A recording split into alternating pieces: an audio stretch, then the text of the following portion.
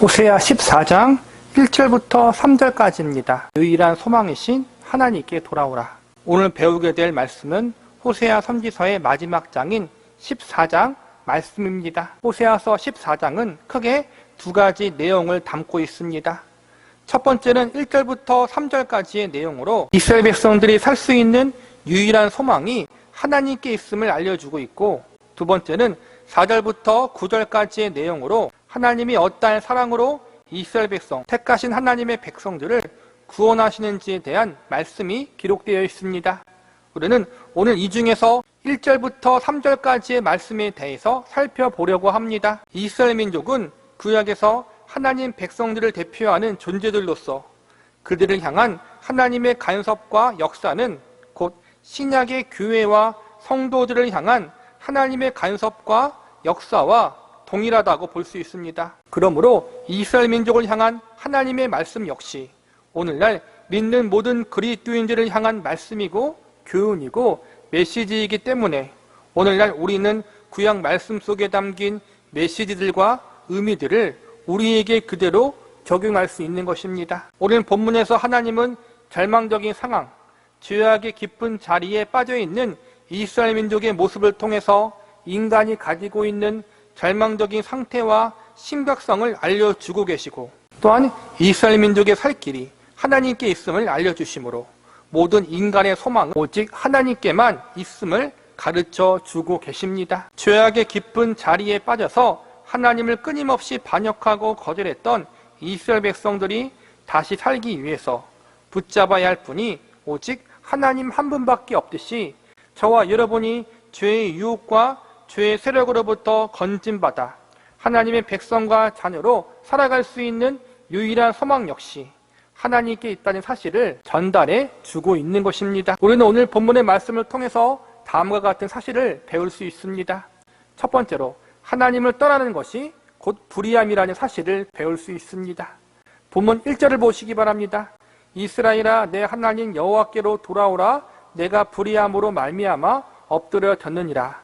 1절 후반부에 보니까 이스라엘 민족이 그들 자신의 불의함으로 말미암아 엎드려졌다고 나와 있습니다. 이스라엘의 불의와 엎드려짐은 그들이 하나님을 떠나는 범죄, 하나님이 아니라 우상을 섬기고 세상을 사랑하는 죄악된 삶을 살고 있음을 이야기하고 있는 것입니다. 지금까지 우리가 배운 호세아서 전체의 말씀을 통해서 하나님의 백성인 이스라엘 민족이 어떠한 죄를 저질렀는지 자세히 배웠습니다.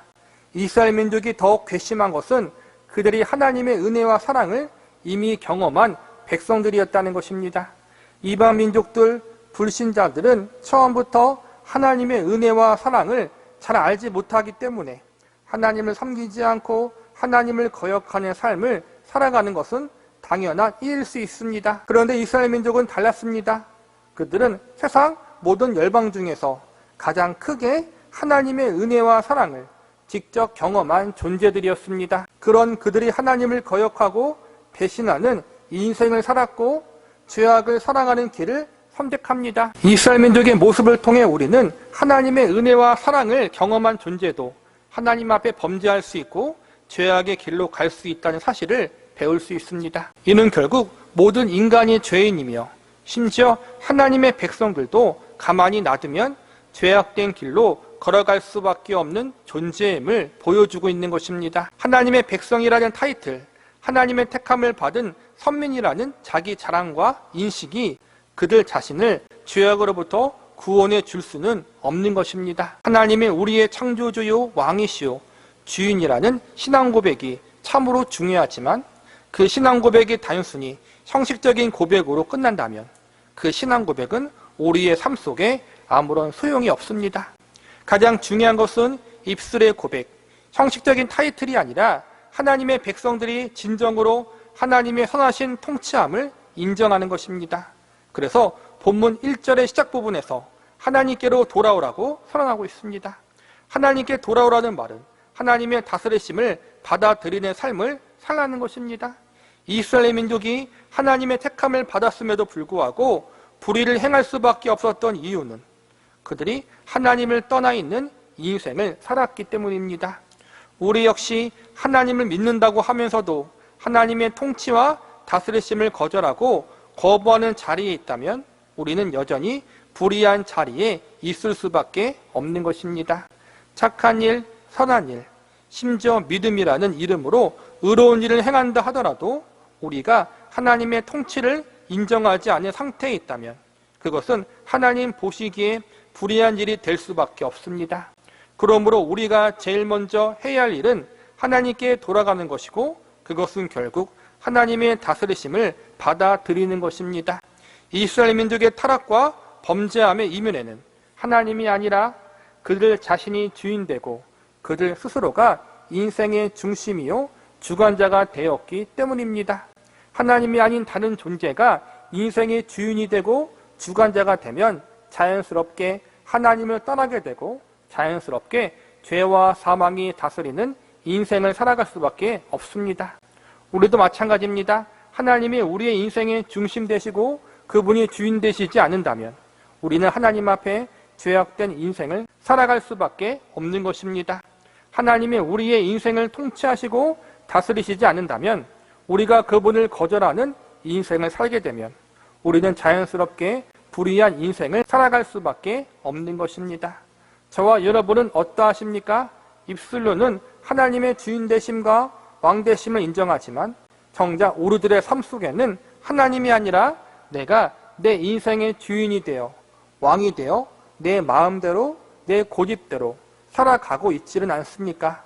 오늘 이 말씀을 통해서 우리 자신을 다시 한번 점검할 수 있기를 바랍니다. 두 번째로 하나님께 돌아오는 것이 곧 선함이라는 사실을 배울 수 있습니다. 하나님을 떠난다는 것은 자기 자신이 인생의 중심이 되거나 주인이 되어 하나님의 통치하심과 다스리심을 거절하는 인생을 살아가는 것이고 이것이 죄악이고 곧 불의함입니다. 반대로 하나님께 돌아온다는 것은 하나님이 자신의 인생의 중심이요 주인이 되시어 하나님의 선하신 통치하심과 다스리심을 인정하고 받아들이는 것이고 그것이 곧 선이라고 할 수 있습니다. 즉 하나님을 떠나 있는 것이 곧 불의함이면 반대로 하나님께 돌아오는 것이 곧 선함인 것입니다. 그렇다면 과연 하나님께 돌아오기 위해서 하나님의 선하신 통치하심과 다스리심을 인정하고 받아들이기 위해서 어떻게 해야 하는 것일까요? 2절에 그 방법이 나와 있습니다. 본문 2절을 보시기 바랍니다. 너는 말씀을 가지고 여호와께로 돌아와서 아뢰기를 모든 불의를 제거하시고 선한 바를 받으소서 우리가 소송아지 대신 입술의 열매를 주께 드리리이다. 2절 앞부분에 보면 너는 말씀을 가지고 여호와께 돌아오라고 나와 있습니다. 즉 하나님께 돌아오는 방법이 곧 하나님의 말씀을 통해서라는 것입니다. 주님, 제가 잘못했습니다. 주님, 제가 하나님께 돌아오겠습니다. 이렇게 나의 입술의 고백과 결심만으로 우리는 하나님께 온전히 돌아갈 수 있는 존재들이 아니라는 것입니다. 우리가 명심해야 할 것은 하나님이 인정하시고 받으시는 돌아옴의 기준입니다. 돌아온다는 것은 회개한다는 것입니다. 우리는 우리의 단호한 결심, 우리의 열심이 담긴 의지가 회개를 만들어낸다는 착각을 할 때가 너무나도 많이 있습니다. 그러나 성경의 가르침은 언제나 회개는 내가 내 열심과 의지로 만들어내는 것이 아니라 오직 하나님의 은혜로 된다고 가르치고 있습니다. 그리고 그 은혜는 하나님의 말씀으로부터 시작된다고 가르치고 있습니다. 회개는 성령님의 역사입니다. 성령님이 죄인된 인간의 완악하고 강박한 마음을 녹이시고 부서뜨리는 것입니다. 그런데 이 성령님의 역사는 항상 하나님의 말씀과 함께 하십니다.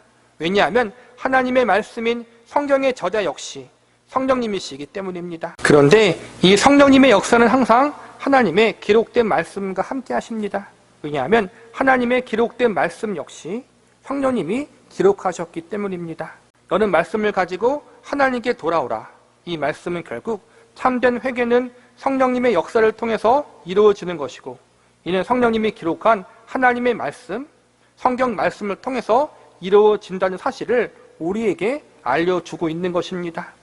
하나님의 말씀이 선포되어지고 그 말씀이 우리 안에 있을 때 하나님이 받으시는 참된 회개를 할 수 있는 것이고 비로소 하나님께 온전히 돌아갈 수 있는 것입니다. 하나님 말씀을 통한 성령님의 역사가 참된 회개를 가져온다는 것은 결론적으로 하나님이 정하신 기준과 방법이 절대적이라는 사실을 알려주고 있습니다.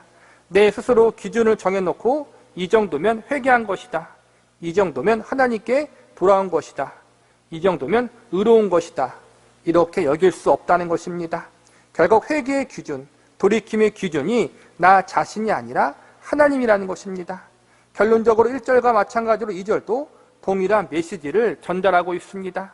참된 돌이킴이란 하나님께 진실되게 돌아오는 것이란 인간이 중심이 되는 것이 아니라 하나님이 중심 되셔야 한다는 것입니다. 내가 주인이 되고 내가 기준이 되어서는 안 되고 오직 하나님이 주인 되시고 그분이 기준이 되어서 우리들의 인생과 삶을 지도하시고 이끄셔야 한다는 것입니다. 하나님 앞으로 돌아오되 하나님 말씀 앞에 우리 자신의 죄악된 모습을 비추어 보고 말씀의 기준에 합당하지 못한 우리의 죄악된 모습을 회개하시기 바랍니다. 내 기준, 내 생각, 내 뜻을 버리고 하나님의 뜻과 방법을 신뢰하고 믿으시기 바랍니다. 그러면 하나님이 우리의 모든 불의를 제하여 주시고 우리를 의롭다 여겨 주실 것입니다. 나 자신이 내 삶의 중심이 되고 인생의 주인이 되는 삶을 돌이켜서 이제는 하나님이 내 삶의 중심이 되시고 인생의 주인 되시는 자리로 나아가시기 바랍니다. 그러할 때 하나님의 선하신 통치하심과 다스리심이 우리의 인생과 삶 가운데 임하사 우리를 하나님이 보시기에 가장 선하신 길로 인도하여 주실 것입니다. 마지막으로 하나님만이 유일한 소망이 되신다는 사실을 배울 수 있습니다. 앞선 말씀에서 하나님을 떠나 있는 것이 곧 불의함이면 반대로 하나님께 돌아오는 것이 곧 선함이라는 사실과 하나님께 돌아오기 위해서는 하나님의 말씀과 그분이 정하신 기준과 방법을 온전히 받아들이고 인정해야 함을 배웠습니다. 마지막으로 제일 중요한 부분은 죄인들에게 있어서 하나님만이 유일한 소망이라는 사실을 인정하고 받아들여야 한다는 것입니다. 본문 2절을 다시 보시기 바랍니다. 너는 말씀을 가지고 여호와께로 돌아와서 아뢰기를 모든 불의를 제거하시고 선한 바를 받으소서 우리가 수송아지를 대신하여 입술의 열매를 주께 드리리이다. 2절 중후반부 말씀을 보면 모든 불의를 제거하시고라고 되어 있습니다. 이 말씀을 보면 불의를 제거하는 주체가 인간이 아니라 하나님이라는 사실을 알 수 있습니다. 즉 불의를 제거하고 선하게 되는 것이 인간의 노력이나 그 어떠함으로 이루어지는 것이 아니라 심지어 수송아지를 바치는 제사의식을 통해서가 아니라 하나님의 의지와 그분의 주권으로만 가능하다는 사실을 알려주고 있는 것입니다. 본문 3절을 보시기 바랍니다. 우리가 앗수르의 구원을 의지하지 아니하며 말을 타지 아니하며 다시는 우리의 손으로 만든 것을 향하여 너희는 우리 신이라 하지 아니하오리니 이는 고아가 주로 말미암아 궁유를 얻음이니이다 할지니라. 앗수르는 그들이 지금까지 의지했던 수상의 것들을 의미합니다. 이제 다시는 하나님 앞에 다른 것을 더 신뢰하거나 의지하는 자리, 거짓된 우상을 신뢰하는 죄악된 자리로 가지 않고 오로지 하나님만 의지하고 신뢰하는 자리로 돌아가겠다는 것입니다. 그런데 여기서 주목해서 볼 것은 3절 후반부 말씀에 보면 고아가 주로 말미암아 궁유를 얻는다고 나와 있다는 것입니다. 이는 불의한 자를 선하게 만드시고 죄인들을 의인으로 인정해 주시는 하나님의 의지와 주권이 하나님의 긍휼하심으로 이루어지는 것임을 알려주고 있습니다. 고아는 혼자서 스스로 살아갈 수 없는 존재입니다. 하나님을 떠난 상태가 바로 고아와 같은 상태이고 오직 하나님이 긍휼을 베푸시어 고아와 같은 자신들을 품어주시고 받아주셔야만 다시 살아날 수 있음을 고백하고 있는 것입니다. 이는 죄인들이 전적으로 하나님만 의지해야 함을 알려주고 있는 말씀입니다. 긍휼하심의 다른 말은 자비와 은혜입니다. 즉 하나님의 긍휼하심, 그분의 자비와 은혜만이 죄인들을 구원해 주실 수 있는 유일한 근거가 된다는 것입니다. 저와 여러분은 호세아서 말씀을 통해서 참된 소망이 오직 하나님께만 있다는 사실을, 그리고 그 하나님의 긍휼과 자비, 그분의 은혜만이 우리를 죄악이라는 깊고도 깊은 절망의 구렁텅이에서 건져낼 수 있는 유일한 소망이 된다는 사실을 배울 수 있기를 바랍니다. 말씀을 정리하겠습니다. 호세아서의 마지막 장인 14장까지 이어지는 동안 이스라엘 백성들이 얼마나 하나님의 말씀을 듣지 않았습니까? 호세아 선지자를 통해서 남편의 마음으로, 아버지의 마음으로 얼마나 이스라엘 백성들에게 잘못을 뉘우치고 돌아오라고 자주 외쳤습니까? 얼마나 간절하고 애절한 마음으로 회개를 선포했습니까? 그러나 이스라엘 백성들은 끝까지 회개를 거부하고 하나님께 돌아오기를 거절합니다. 그래서 결국엔 하나님의 큰 심판을 받게 됩니다.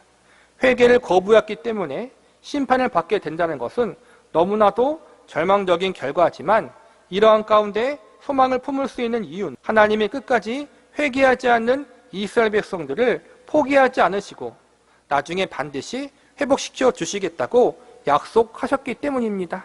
아무도 하나님 말씀에 귀를 기울이지 않고 듣지 않음에도 불구하고 하나님이 계속해서 말씀을 선포하게 하시고 전하게 하신 것은 언젠간 이 말씀을 통해서 회개의 역사가 일어날 것을 아셨기 때문입니다. 지금 당장은 안 듣고 있지만 하나님이 정하신 하나님의 때 완악하고 강팍한 주의 백성들이 이 말씀을 통해서 회개하게 되고 자신들의 죄를 돌이키게 될 것임을 하나님은 아셨습니다. 그리고 실제로 이스라엘 백성들은 오랜 시행착오를 겪은 뒤에 비로소 하나님만 유일한 구원자요 그분만이 참된 소망이 되신다는 사실을 배웁니다. 하나님을 떠나 많은 고난과 환난을 겪은 후에 비로소 하나님 외에 다른 것을 의지해서는 안 된다는 사실을 배우게 됩니다.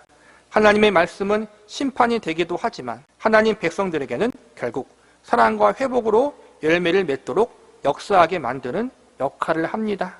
호세아 선지자가 전한 말씀은 하나님 백성들의 죄악을 지적하고 경고하심으로 심판과 재앙이 임할 때 이것이 하나님으로부터 온 것임을 알게 해주는 역할을 합니다. 그리고 죄를 지적하고 경고하신 말씀과 함께 기록된 회복에 대한 말씀을 통해서 하나님께 참된 소망이 있음을 알게 하여 주십니다. 하나님이 말씀을 기록하게 하지 않으셨다면 왜 자신들이 망하게 되고 심판받게 되었는지 몰랐을 것이고 어떻게 해서 자신들이 다시 죄에서 돌이키고 용서받아 회복하게 되었는지도 몰랐을 것입니다. 하나님은 하나님 말씀을 통해서 인간들이 가지고 있는 죄악된 본성과 타락의 모습을 보여주고 알려주십니다. 아무리 회개를 선언해도 돌이키지 않은 그들의 완악한 상태를 적나라하게 보여주십니다. 그리고 결국에는 하나님이 나서야만, 하나님이 일하셔야만 그들이 죄에서 돌이킬 수 있고 회개하고 새롭게 될 수 있음을 알려주십니다. 저와 여러분이 호세아서 말씀을 통해서 그리고 66권 성경 말씀을 통해서 우리 자신에게는 소망이 없고 오직 하나님께만 소망이 있다는 사실을 배울 수 있어야 합니다. 그리고 지금 우리가 하나님을 아버지라 부르고 하나님 앞에 나아가 그분을 예배할 수 있게 된 것 역시도 하나님의 자비와 은혜의 역사 때문이라는 사실을 배울 수 있어야 합니다. 우리는 모두 고멜과도 같은 존재요 항상 반역하는 이스라엘 민족과도 같은 상태에 있는 존재들입니다. 그러한 우리를 하나님이 수많은 사랑의 연단과 사랑의 간섭하심으로 우리를 죄에서 돌이켜 마침내 하나님 앞에 나올 수 있도록 역사하셨습니다. 우리는 이 사실들을 말씀을 통해 배우고 말씀을 통해 깨달았습니다. 성령 하나님이 우리에게 하나님 말씀 속에 담긴 하나님의 사랑과 은혜의 능력을 알게 하여 주셨습니다. 그래서 마침내 우리는 그 하나님의 사랑과 은혜에 설득당하여 항복하게 되고 기쁨으로 기꺼이 하나님 앞에 무릎 꿇는 존재들이 되었습니다. 우리들의 돌이킴, 회개, 항복은 하나님께서 무섭기 때문에 하는 것이 아니라 하나님의 자비하심과 은총을 알기 때문에 이루어지는 것입니다. 이 한량없는 자비와 은총을 입은 우리들은 이제 스스로 자진하여 기뻐함으로 하나님의 영광을 찬양하고 그분의 사랑과 은혜를 노래하는 자가 됩니다. 우리의 인생에는 참으로 많은 소원과 소망들이 있습니다. 그러나 이 가운데 우리가 제일 우선시 되어야 할 것은 말씀을 통해 하나님을 바르게 알고 말씀을 통해 하나님과 우리 관계를 바르게 정립할 수 있는 시간을 갖는 것입니다. 우리의 제일 우선이 되어야 할 소원과 소망은 하나님 말씀을 더 깊이 알아가고 말씀을 통해 하나님을 바르게 만나는 것이 되어야 합니다. 새로운 체험이나 경험, 무언가 가슴을 크게 울리는 감격이나 감동을 너무 크게 사모하지 마시고 매일매일 지속적으로 하나님 말씀을 통해서 잔잔하지만 아주 깊고 넓은 우리를 향한 하나님의 사랑과 은혜를 더 깊이 알아가는 은혜가 저와 여러분의 삶 가운데 있기를 바랍니다. 말씀을 통해 일상의 삶 속에서 하나님을 더욱 깊이 만나는 기쁨, 그리고 하나님을 더욱 인격적으로 알아가는 감격을 날마다 경험할 수 있는 저와 여러분이 되시기를 기도합니다. 호세아 14장 4절부터 9절까지입니다. 하나님 사랑의 진수. 오늘은 호세아서 강해 설교의 마지막 시간입니다. 지금까지 저와 여러분이 배운 호세아서 전체 말씀의 내용을 요약하자면 계속되는 이스라엘 백성들의 죄악과 그럼에도 불구하고 그들을 포기하지 않으시는 하나님의 사랑이라고 할 수 있습니다. 우선 호세아서 초반부인 1장부터 3장에서는 음란한 아내 고멜을 포기하지 않고 끝까지 사랑한 남편 호세아의 모습을 통해서 하나님 백성을 향한 하나님의 사랑이 오래 참으시고 포기하지 않는 사랑이라는 사실을 보여주고 있습니다. 이어지는 호세아서 중반부인 4장부터 10장에서는 범죄하는 이스라엘 백성들을 사랑으로 징계하시고 죄악의 자리에서 돌이키도록 역사하시는 하나님의 사랑에 대한 말씀이 기록되어 있습니다. 하나님의 사랑은 상대방이 잘못을 해도 무조건적으로 받아주고 품어주시는 무책임한 사랑을 하시는 분이 아니라 사랑하는 이들이 그들의 잘못된 점을 고치고 돌이킬 수 있도록 역사하며 그들의 죄악을 고치시고 새롭게 하시는 책임 있는 사랑임을 우리에게 알려주고 계십니다. 마지막으로 11장부터 14장 말씀에서는 하나님의 사랑이 하나님 백성들로 하여금 억지로 그리고 강압적으로 하나님 앞에 나아가 죄를 뉘우치고 회개하도록 만드는 사랑이 아니라 기쁘고 즐거운 마음으로 하나님 앞에 항복하게 만드는 사랑, 하나님의 참되신 사랑 앞에 전인격적으로 설득당하여 회개케 만드는 사랑임을 알려주고 있습니다. 이스라엘 민족을 향한 하나님의 사랑에 대한 이야기는 우리를 향한, 저와 여러분을 향한 하나님의 사랑이기도 합니다. 이스라엘 민족은 택하신 하나님 백성을 대표하는 상징성을 갖고 있습니다. 구약 시대에는 하나님이 이스라엘 민족을 하나님의 백성으로 택하셨지만 우리가 살아가는 신약 시대에는 예수님을 구세주로 믿고 영접한 모든 그리스도인들을 하나님의 백성으로 부르셨습니다. 그러므로 이스라엘 민족을 향한 하나님의 사랑은 오늘날 모든 그리스도인들을 향한 하나님의 사랑으로 적용할 수 있습니다. 우리는 지금까지 배운 호세아 선지서 전체 내용과 말씀을 정리하면서 하나님 백성을 향한 하나님의 사랑은 어떠한 사랑이었는지 알아보며 그 사랑이 오늘날 저와 여러분에게 그리고 예수 그리스도를 구주로 믿고 영접한 모든 교회와 성도들에게 어떻게 적용되어지고 역사하는지에 대해서 알아보는 시간을 가져보도록 하겠습니다. 하나님 백성인 교회와 성도를 향한 하나님의 사랑은 첫 번째로 영원히 변치 않는 신실한 사랑입니다. 본문 4절을 보시기 바랍니다. 내가 그들의 반역을 고치고 기쁘게 그들을 사랑하리니 나의 진노가 그에게서 떠났음이니라. 여기서 보면 시작 부분에 반역이라는 말이 나옵니다. 반역이란 말은 호세아서 전체 말씀에 등장하는 이스라엘 민족의 상태를 한마디로 요약한 말입니다.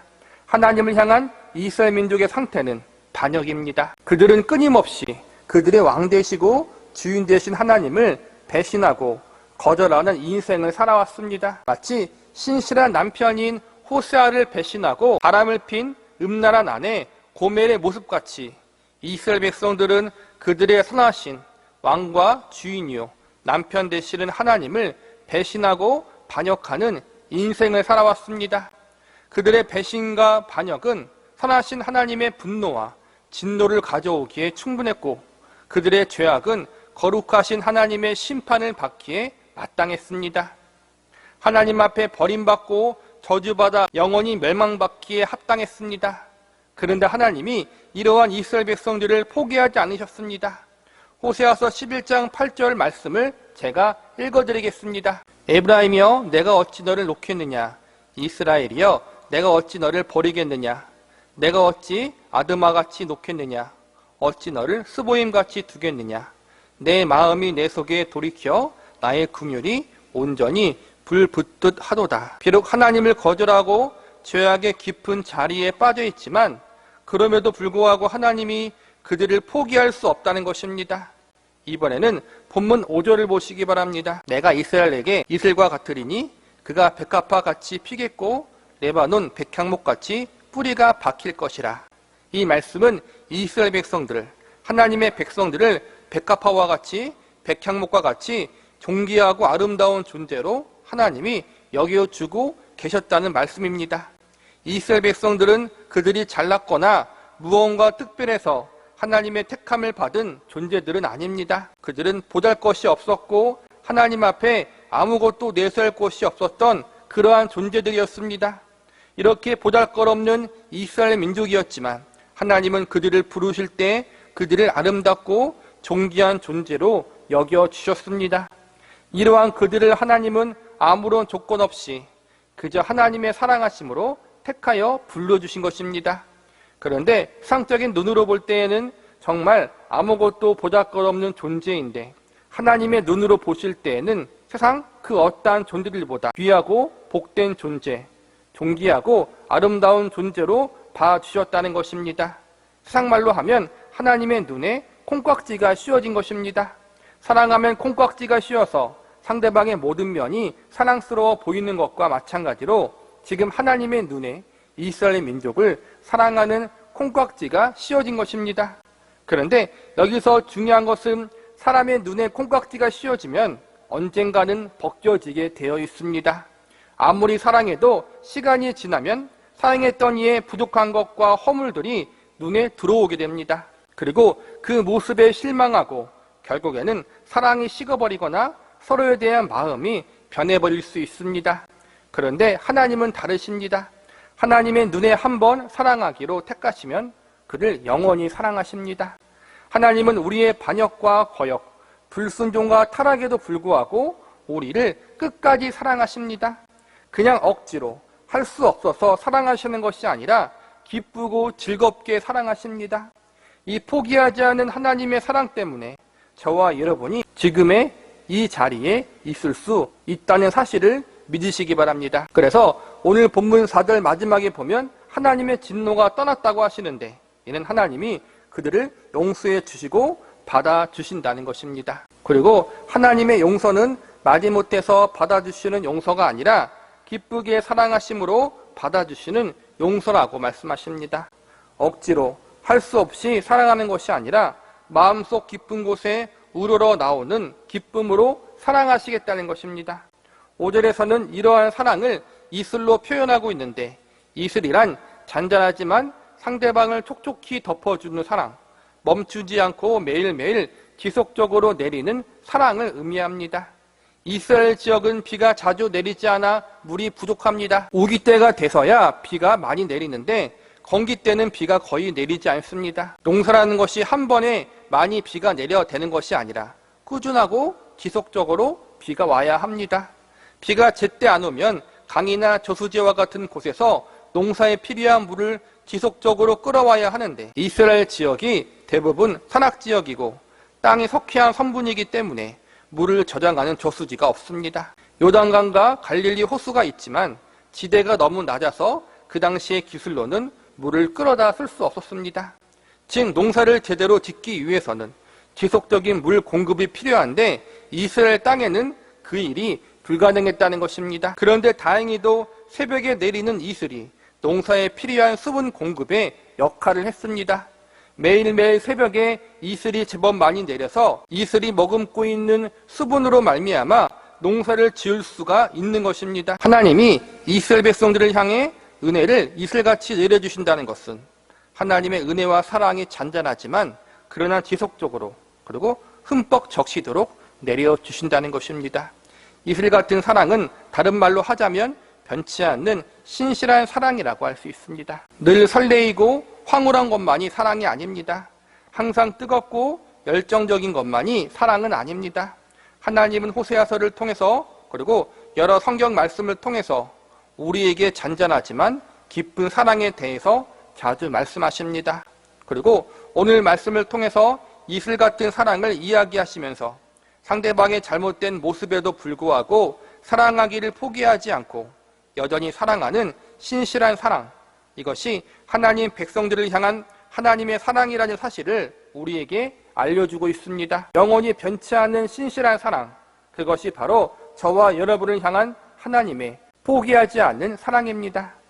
하나님 백성인 교회와 성도를 향한 하나님의 사랑은 두 번째로 고치시고 회복시키는 사랑입니다. 호세아 선지서를 통하여 우리는 포기하지 않는 하나님의 사랑, 신실한 하나님의 사랑에 대해서 배울 수 있습니다.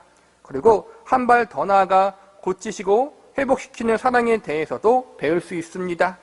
끝까지 포기하지 않는 사랑은 대단한 인내력을 가지고 있는 사랑이지만 인내력과 신실함 자체가 상대방을 변화시키지는 못합니다. 이스라엘 민족의 역사가 그것을 증명해 줍니다. 하나님은 죄악 가운데 있는 이스라엘 백성들에게 수백 년 동안 회개하기를 촉구하십니다. 죄에 빠진 이스라엘 민족을 포기하지 않고 계속 선지자들을 보내어 사랑으로 말씀을 전하시고 죄를 지적하시면서 회개할 것을 촉구하셨습니다. 그러나 돌아온 곳은 냉소와 거절뿐이었습니다. 이처럼 단순히 기다려주시고 인내해 주는 행동 자체는 죄의 자리에 있는 상대방을 변화시킬 수 없습니다. 그래서 필요한 것이 무엇이냐 하면 죄를 뉘우치지 않고 돌이키지 않는 일을 변화시킬 수 있는 능력 있는 사랑입니다.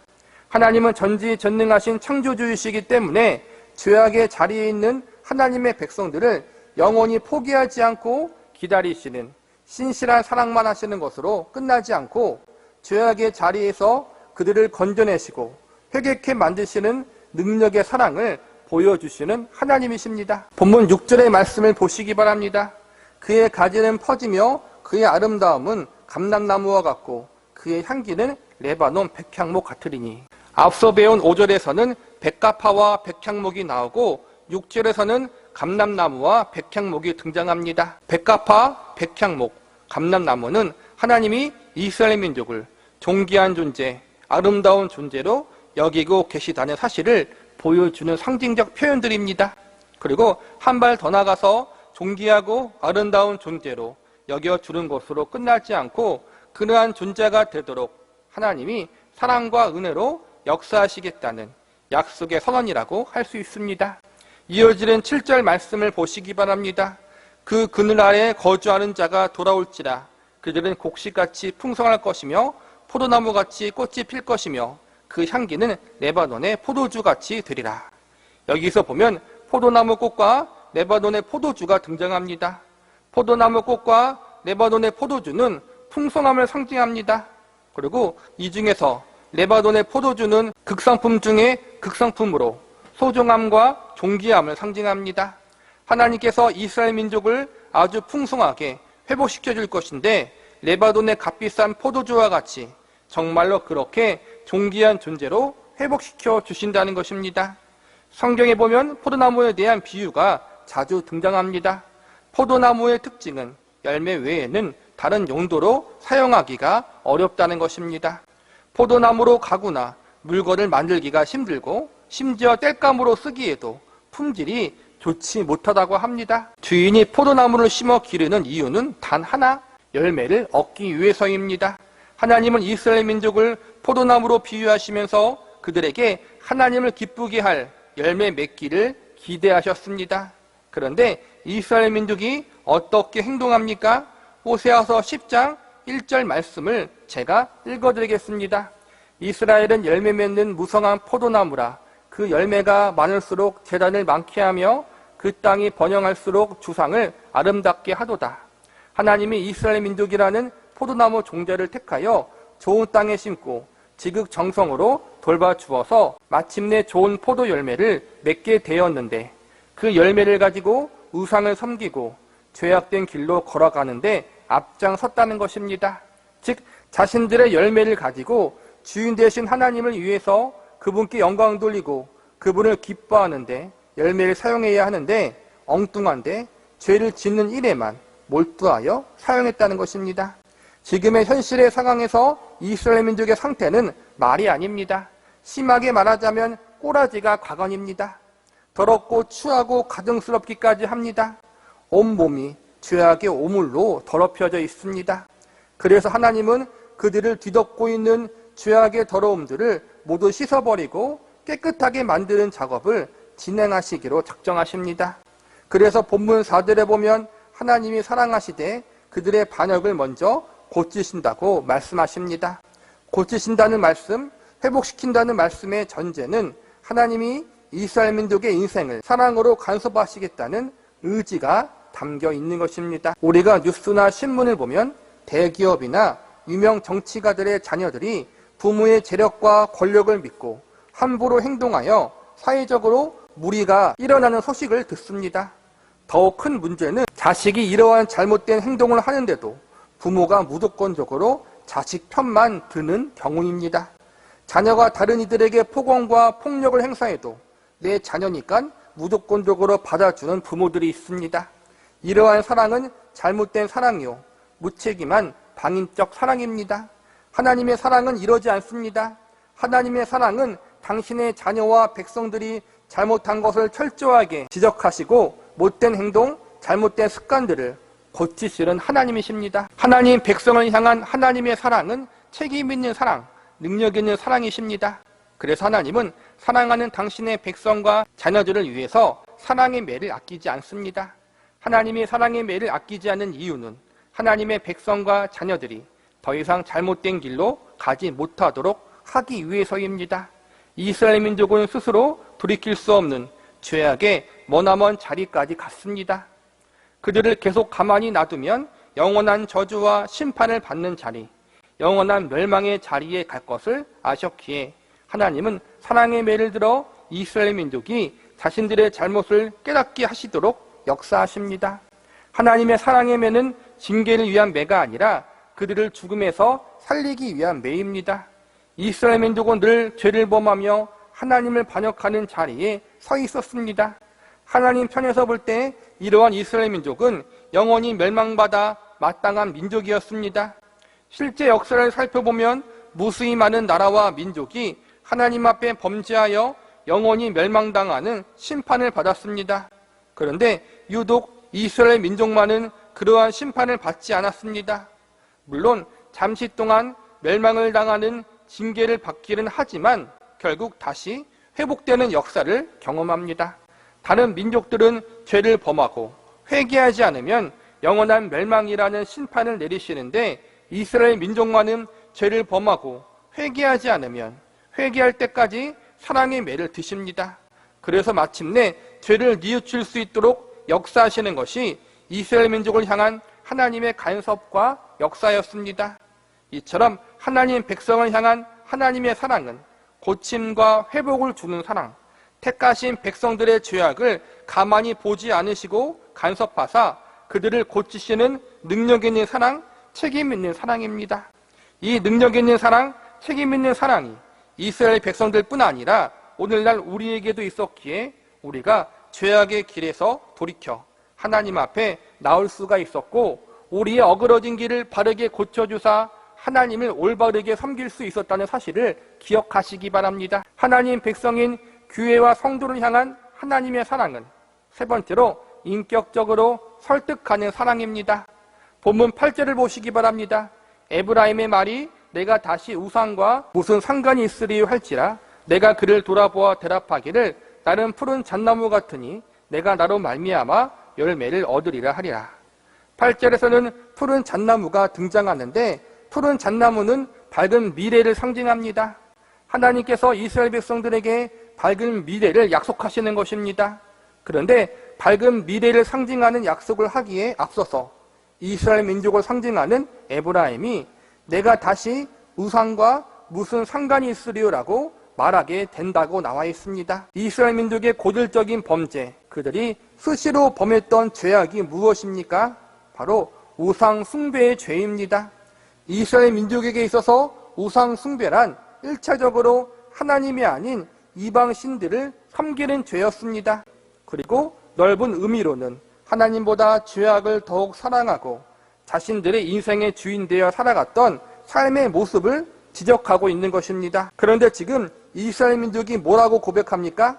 그들의 입술에서 이제 우상을 섬기지 않겠다, 우상과 상관없이 살겠다고 이야기합니다. 이것은 자발적인 고백입니다.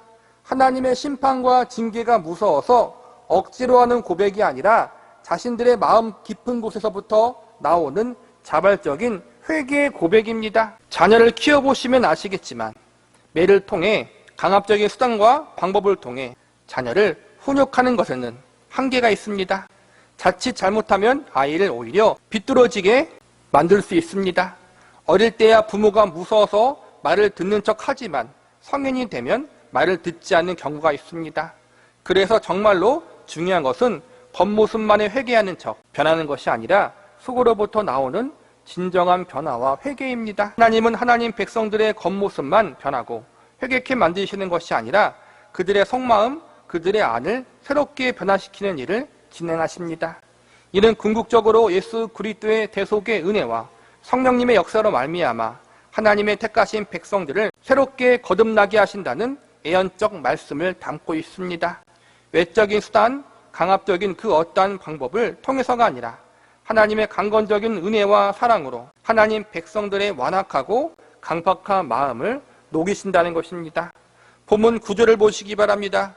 누가 지혜가 있어 이런 일을 깨달으며 누가 총명이 있어 이런 일을 알겠느냐.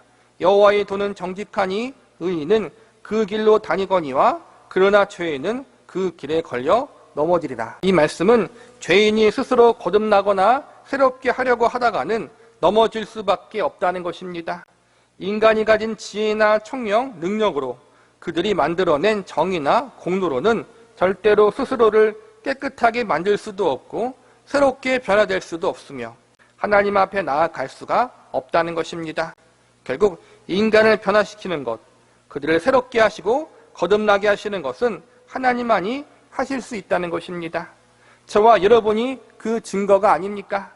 그 누구의 말도 잘 듣지 않는 고집센 우리들, 황소고집보다 더 센 우리들을 예수님 앞에 기꺼이 무릎 꿇도록 하나님이 만드시지 않으셨습니까? 오직 거듭난 의인을 만들어낼 수 있는 일은 전능하신 하나님만이 하실 수 있는 일인 것입니다. 그리고 그 일은 겉모습만 변하게 만드는 것이 아니라 그들의 속마음, 영혼을 새롭게 만드는 하나님의 주권적인 은혜, 그분의 강건하신 사랑과 은혜만이 가능하다는 것입니다. 이처럼 우리를 향한 하나님의 사랑은 강압적인 사랑이 아니라 인격적으로 설득하는 사랑이요, 죄인들이 하나님의 설득의 기쁨으로 항복하는 자리로 이끄는 사랑입니다. 말씀을 정리하겠습니다. 지금까지 호세아서 말씀을 통해서 나타난 하나님 백성을 향한 하나님의 사랑은 어떠한 사랑인지에 대해서 배웠습니다. 하나님의 사랑은 포기하지 않는 신실한 사랑이요, 또한 고치시고 회복케 하시는 사랑, 하나님 백성들을 끝까지 책임지고 새롭게 하시는 능력의 사랑입니다. 그리고 그 하나님의 사랑은 억지로나 강압적으로 회개케 만드는 사랑이 아닌 스스로 자진하여 기꺼이 항복케 만드는 사랑, 기쁨과 즐거움으로 하나님 앞에 회개할 수 있도록 섭리하시는 인격적인 사랑임을 배웠습니다. 결론적으로 말하자면 이스라엘 백성들이 다시 소망을 품고 살아갈 수 있는 이유, 끊임없이 하나님을 배신하고 거역하는 죄인된 우리들이 희망을 가지고 살아갈 수 있는 이유는 우리를 향한 하나님의 사랑 때문임을 우리는 알아야 한다는 것입니다. 우리는 끊임없이 하나님을 반역하는 죄를 저질렀습니다. 하나님을 거역하고 불순종하는 죄를 지었습니다. 그러나 하나님은 우리의 반역과 죄를 고치신다고 선포하고 계십니다. 더 이상 죄 가운데 있지 않도록, 하나님을 떠난 자리에 있지 않도록 하나님께서 직접 간섭하셔서 더 이상 그 자리에 서지 않게 하시겠다고 하십니다. 궁극적인 회개나 회복은 우리 편에서 일어나는 것이 아니라 하나님 때문에 일어날 수 있음을 믿으시기 바랍니다. 인생을 살면서 경험하는 모든 회복은 하나님의 은혜와 긍휼과 자비 때문에 발생합니다. 하나님께서는 우리로 죄악된 상태로 오래 머물도록 그냥 두지 않으십니다. 우리가 하나님 앞에 회개하고 기쁨으로 돌이킬 수 있도록 우리들의 삶 가운데 직접 찾아와 간섭하십니다. 하나님의 간섭하심으로, 하나님의 사랑으로 말미암아 우리는 회복되어질 수 있습니다. 새롭게 되어질 수 있습니다. 사랑으로 이스라엘 백성들을 품어주시고 인도하여 주셨던 하나님은 오늘날 저와 여러분 역시도 이러한 사랑으로 품어주시고 인도하여 주시기를 원하고 계십니다. 그리고 오늘 이스라엘 백성들에게 선포하셨던 동일한 말씀을 우리들에게도 전하시고자 하십니다. 내가 너희를 사랑한다. 그러므로 너희를 포기하지 않고 반드시 고칠 것이다. 반드시 기쁨으로 항복하여 하나님 앞에 나오게 할 것이다. 지금까지 배운 호세아서 말씀을 통해서, 그리고 성경의 모든 말씀을 통해서 하나님의 이 사랑과 약속이 우리에게 주어졌다는 사실을 믿음으로 받아들이고, 우리 역시 하나님의 그 사랑 앞에 기꺼이 설득당하여 감사함과 자발적으로 순복의 자리로 나아갈 수 있는 저와 여러분이 되시기를 기도합니다.